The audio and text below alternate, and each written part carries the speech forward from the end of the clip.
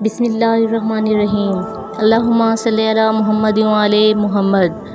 Viewers, روایات میں ہے کہ مولا علی علیہ السلام کی شہادت کے بعد جس وقت امام حسن اور امام حسین دفن پدر سے واپس ہو رہے تھے، دروازہ کوفہ کے نزدیک ویران گوشے میں ایک نابینا کو دیکھا۔ وہ سر جھکائے نالہ و فریاد کر رہا تھا۔ اس سے پوچھا، تم کون ہو؟ کیوں اس طرح سے نالہ و فریاد کر رہے ہو؟ اس نے کہا، میں مفلس، غریب اور نابینا ہوں۔ میرا نہ کوئی مونس ہے نہ غمخوار۔ میں 1 سال سے اس شہر میں ہوں۔ روزانہ ایک مہربان مرد میرے پاس آتا تھا، میرا حال پوچھتا تھا اور مجھے کھانا پہنچاتا تھا۔ وہ میرا بڑا مونس اور بڑا مہربان تھا، لیکن آج 3 روز ہوئے وہ میرے پاس نہیں آیا اور نہ ہی میرا حال پوچھا۔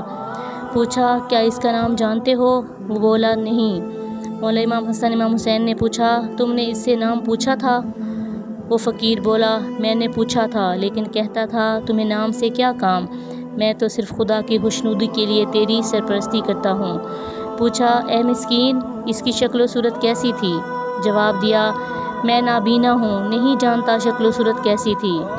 پھر پوچھا، اس کے کردار و گفتار کی کچھ نشانی بتاؤ گے؟ بولا، ہمیشہ اس کی زبان پر ذکر خدا رہتا تھا۔ جس وقت وہ تسبیح و تحلیل کرتا تھا، زمین و زمان، در و دیوار اس کے ہم آواز ہو جاتے تھے۔ جب بھی میرے پاس بیٹھتا تھا، کہتا تھا، مسکین مسکین کے پاس بیٹھا ہے، غریب غریب کے پاس بیٹھا ہے۔ امام حسن امام حسین، محمد حنفیہ اور عبداللہ ابن جعفر نے اس اجنبی مہربان کو پہچان لیا۔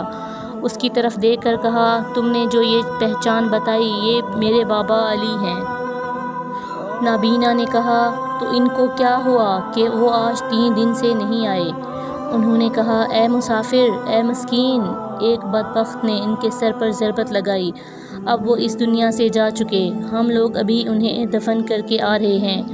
مسکین یہ سن کر تڑپ اٹھا اور چیخ ماری، زمین پر لوٹنے لگا، سر پر خاک ڈال کر کہنے لگا، ہائے میں کس قابل تھا کہ امیر المومنین میری سرپرستی فرماتے تھے، انہیں کیوں قتل کر دیا گیا؟ حسن و حسین نے ہر چند اسے تسلی دی، لیکن اسے چین نہ ملا۔ اس نے حسن و حسین کا دامن تھام لیا اور کہنے لگا، تمہیں تمہارے جد کی قسم، تمہیں تمہارے بابا کی روح کی قسم، مجھے ان کی قبر پر لے چلو۔ امام حسن نے اس کا داہنا ہاتھ تھاما اور امام حسین نے بایاں، اور اسے مولا علی علیہ السلام کی قبر پر لے آئے۔